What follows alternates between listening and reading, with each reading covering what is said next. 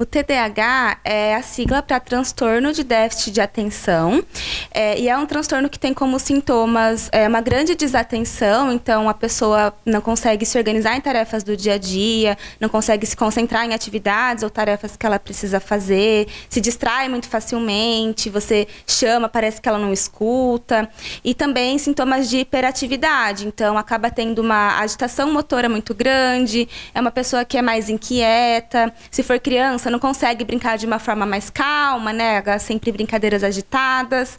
E também, às vezes, se forem adultos, são pensamentos acelerados, ou aquele adulto que fica batucando na mesa, balançando a perna. Então, são sintomas de hiperatividade. E aí é um conjunto de sintomas, né, de desatenção e hiperatividade que fazem o transtorno acontecer. Segundo dados da Associação Brasileira de Déficit de Atenção, cerca de 2 milhões de pessoas sofrem com o transtorno no Brasil.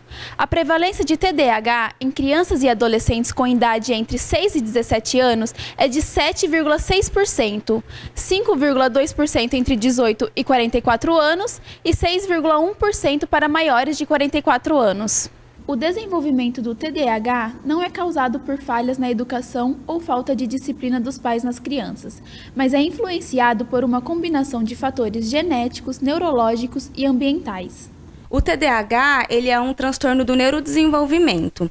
Então, o transtorno do neurodesenvolvimento, ele acontece logo no início do desenvolvimento da vida, geralmente antes ou logo após o nascimento. Isso significa que a pessoa já nasce com essa condição. Então, ninguém desenvolve o TDAH ao longo da vida. Ou a pessoa nasce com, ou a pessoa não tem. E aí a gente tem alguns fatores de risco, que a gente chama, para o desenvolvimento do transtorno. O principal é a hereditariedade, então tem uma grande influência genética. Então, geralmente, se a gente tem uma criança, né, com TDAH, provavelmente alguém da família tem, mesmo que não saiba. E tem alguns fatores de risco também que a gente chama de fatores ambientais. Então, tabagismo na gravidez, exposição a substâncias tóxicas também na gravidez, um parto prematuro, baixo peso ao nascer, desnutrição.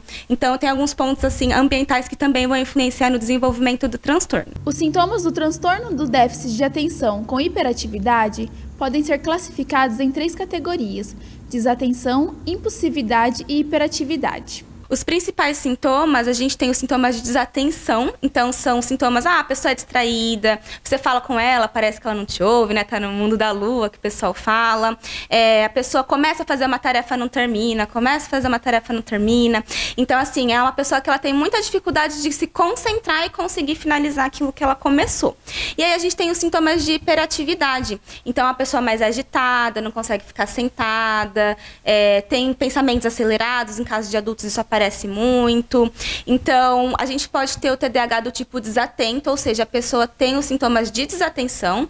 O TDAH do tipo hiperativo, a pessoa tem mais sintomas de hiperatividade, e do tipo misto, ou da apresentação combinada, em que a pessoa apresenta os 2 tipos de sintomas, que é o mais comum.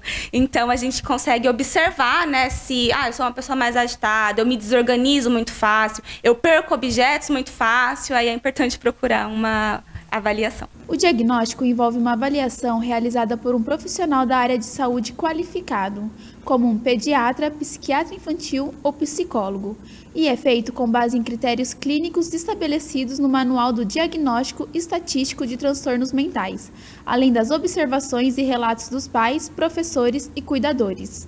O diagnóstico do TDAH ele é um diagnóstico clínico. Então, não tem um exame, é um teste que você faz que vai falar se a pessoa tem TDAH ou não. Então, o diagnóstico clínico ele acontece por observação comportamental. Se for da criança, o profissional observa como que aquela criança se comporta, como que ela é com as atividades ali, e além de coleta de informações, né? Então, no caso de crianças, a gente conversa com a família, com a escola, entende como que foi o desenvolvimento daquela criança até ali, como que ela se comporta no dia a dia, na rotina.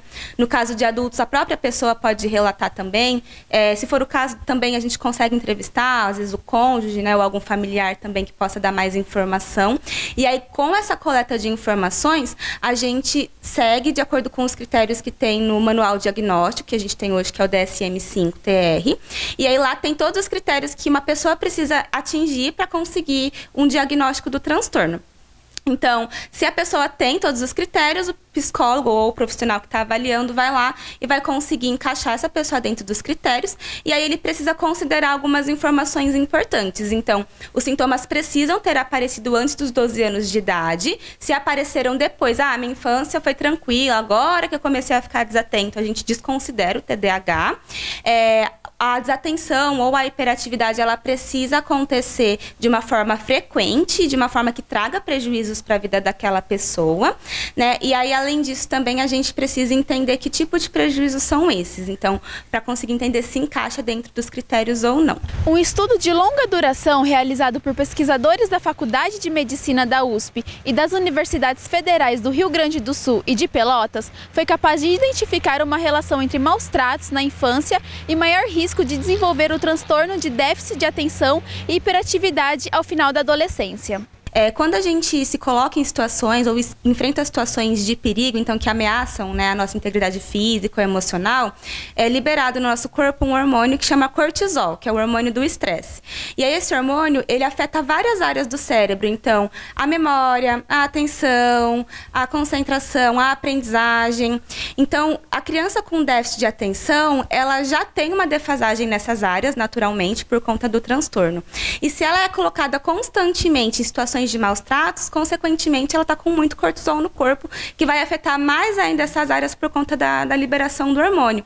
Né? Essa liberação, ela acontece para colocar a gente na situação de defesa, né? Eu estou em perigo, então eu tenho que me defender ou eu tenho que fugir desse perigo, isso é natural. Então, a gente fala que a questão dos maus tratos não é que causa, mas pode agravar os sintomas. O tratamento do TDAH pode ser feito com uma combinação de terapias e medicamentos, dependendo da idade e das necessidades de cada pessoa.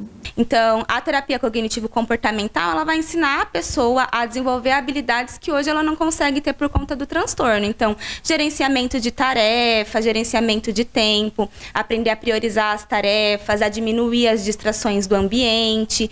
Então, o psicólogo, ele ensina a pessoa sobre como aquele transtorno afeta a vida dela e trabalha em cima de habilidades de resolução de problemas que resolvem essas questões. E o tratamento medicamentoso, ele pode entrar como um complemento, principalmente se é um caso mais grave, né? Se é um caso de desatenção muito grave, se é um caso de hiperatividade mais grave, a medicação, ela pode estar ajudando também. E aí, no caso de crianças e adolescentes, a gente também faz uma orientação familiar para que os pais consigam ensinar a criança a aplicar o que ela aprende em terapia na rotina dela, que é o principal ponto, né? Que você consiga levar o que você aprende em terapia ali para a rotina. Então, a orientação familiar, em caso de crianças, também é importante. Vitória Silva, para a TV Todo Dia.